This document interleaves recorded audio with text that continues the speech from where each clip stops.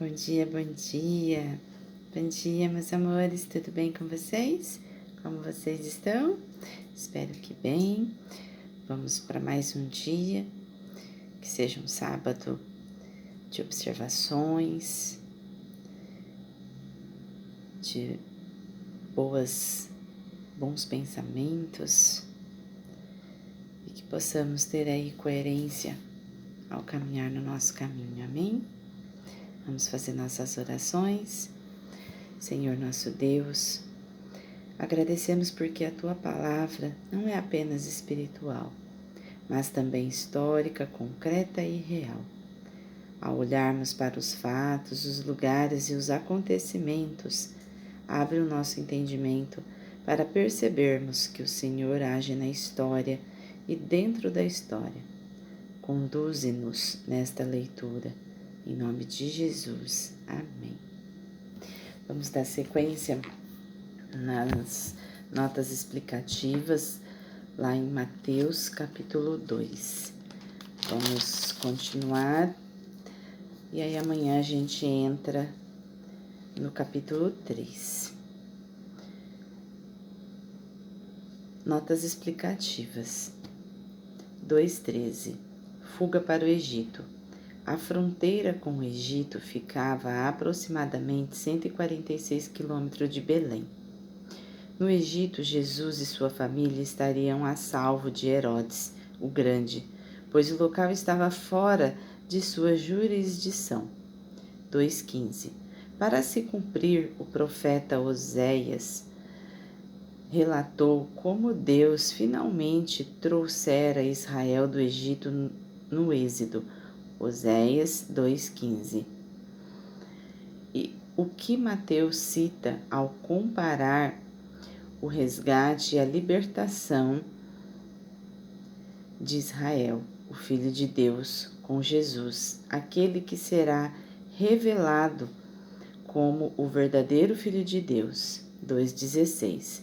Todos os meninos de Belém, de 2 anos para baixo, pequeno vilarejo pode ter sido de 10 a 30 meninos com essa idade.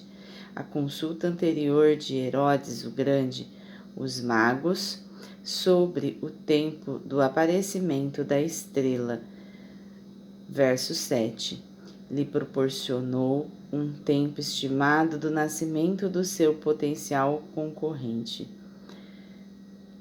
2:17 a 18. Jeremias usou um protótipo para descrever as mães de Israel, Raquel pranteando por seus filhos, que foram tirados da terra e levados para o exílio, o que fez com que Israel fosse considerado uma nação morta, Jeremias 31:15, semelhante ao exílio. O atentado à vida de Jesus tinha a intenção de acabar com o escolhido de Deus. 2:22. Arquelau, um dos filhos de Herodes o Grande, foi o sucessor do trono na Judéia, Samaria e Idumeia e governou de 4 a.C. até 6 depois de Cristo. Ele era odiado pelos judeus e mostrou a mesma crueldade que caracterizou o reinado de seu pai. César Augusto, temendo uma revolução por parte do povo, o depôs e baniu para a Galileia. 2:23. Nazaré. Nos montes da Baixa Galileia, na metade do caminho entre o mar Mediterrâneo e o mar da Galileia, era um vilarejo relativamente pequeno. As estimativas populacionais variam de 200 a 1.600. O texto de Lucas 1:26 a 27, 2:39, indica que José e Maria já haviam ido a Nazaré. Ele será chamado Nazareno. Mateus não está citando nenhuma profecia específica do Antigo Testamento, e sim se referindo a um tema geral presente nos profetas do Antigo Testamento. Assim, Mateus está dizendo que os profetas do Antigo Testamento predisseram que o Messias seria desprezado. Veja também Salmos 22:6, Isaías 49:7, 53:3 e compare também Daniel 9:26. Comparável ao modo pelo qual a cidade de Nazaré era desprezada no tempo de Jesus. Compare também João 1:46, 7:41 a 52. Mateus também pode ter planejado um jogo de palavras para vincular a palavra Nazaré, a profecia messiânica do Antigo Testamento em Isaías 11:1, uma vez que Nazaré soa semelhante à palavra para renovo, em hebraico, que era uma designação para o Messias, Nazareno. Não tem nenhuma relação evidente com o voto de Nazireu do Antigo Testamento, Números 6:2 e Juízes 13:5, que é escrito de forma diferente e não tem nenhum significado messiânico nem ligação com a cidade de Nazaré. Então, nós vamos parar aqui. Amanhã nós continuamos e entraremos em Mateus capítulo 3. Vamos para a nossa analogia.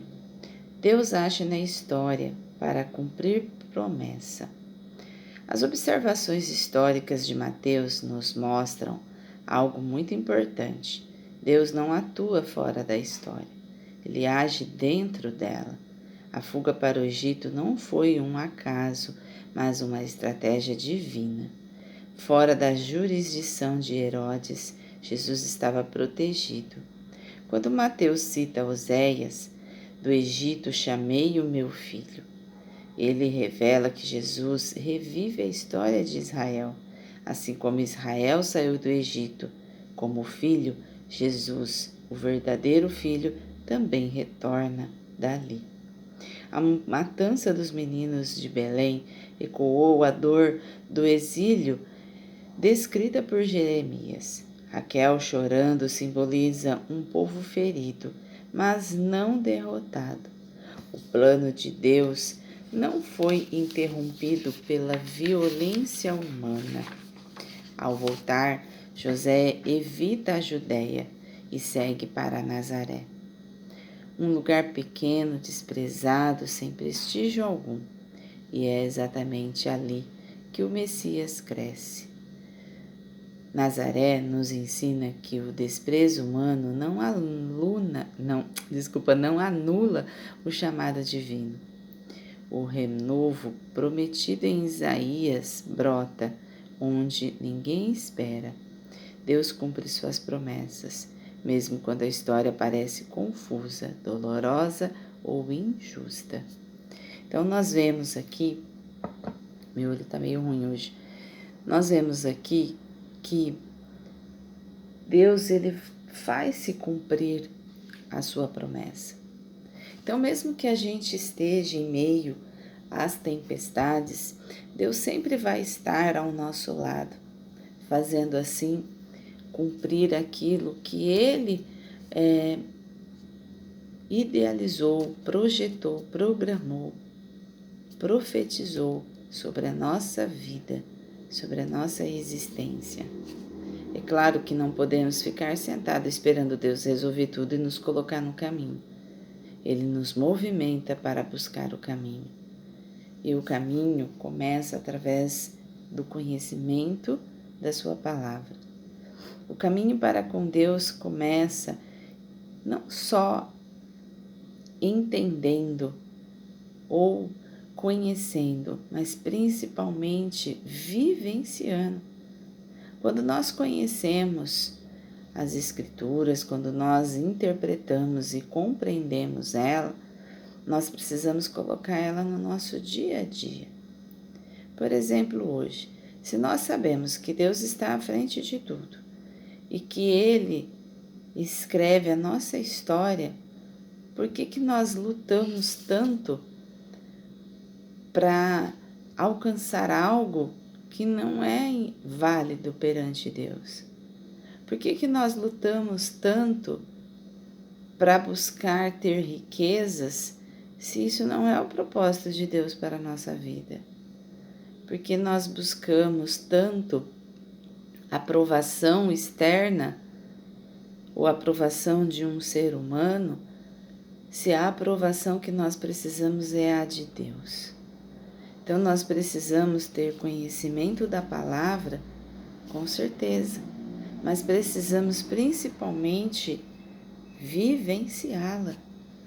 Porque se nós não tivermos vivência com a palavra, tudo será em vão. Não adianta eu conhecer a palavra e não vivê-la, e não fazer nada no dia a dia. Jesus, ele nos disse para formar discípulos, e não para a gente guardar para nós a palavra. E guardar a palavra para nós é não colocá-la no dia a dia.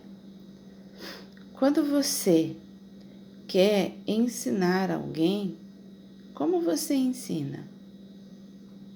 Você ensina de forma objetiva, com as suas atitudes. Então, nós precisamos viver a palavra para que a gente possa ensinar com atitude.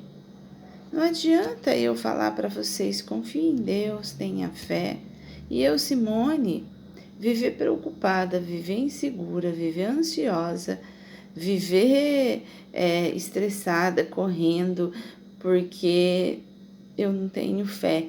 Eu tenho fé, quer dizer, eu falo que eu tenho fé, mas eu não pratico a fé? Então, quer dizer, é a mesma coisa, eu estou só sendo um robô mecânico, lendo a palavra, estudando a palavra, e eu não estou usando nada da palavra. Então, não adianta eu achar que só porque eu sei a Bíblia de cor, eu vou estar vivendo em comunhão com Deus. Porque sabedoria é uma coisa, viver em sabedoria é outra, não é verdade? Então, você ter sabedoria é uma coisa. Agora, viver com sabedoria, aí é outra coisa. Então, nós precisamos o quê? Ter sabedoria, mas principalmente viver com sabedoria no nosso dia a dia. Isso é viver a palavra de Deus. Amém? Vamos orar? Senhor nosso Deus, gratidão porque nada escapa ao teu controle soberano. Mesmo quando não entendemos os caminhos, o Senhor continua escrevendo a história da salvação. Fortaleça-nos para confiar que o teu propósito prevalece, mesmo em meio à dor, à perda e ao desprezo. Intercedemos agora por nossos familiares, para que sejam guardados, consolados e conduzidos segundo a tua vontade. Também intercedemos nesse momento por todas as pessoas que estão nas maledicências, que estão ainda nas suas fugas dos vícios e das coisas mundanas. Coloque sobre cada um, Senhor, o seu auxílio e a sua redenção. Em nome de Jesus. Amém. Amém, meus amores. Um ótimo sábado. Aproveitem para estar em comunhão. Tomem cuidado com o que vocês buscam lá fora. A gente está num momento bem denso espiritualmente falando. Então, vão com cuidado. Tomem certos cuidados, procurem estar aí em comunhão, né, com Deus. Eu daqui a pouquinho já estou indo para minha conferência, mas amanhã estarei aqui com vocês, nesse mesmo horário, um pouquinho antes talvez, para que a gente possa continuar aí a comungar e a conhecer a palavra de Deus, mas principalmente trazer a consciência de vivê-la dia a dia. Amém? um ótimo sábado. Que vocês possam estar sempre em luz. Até amanhã.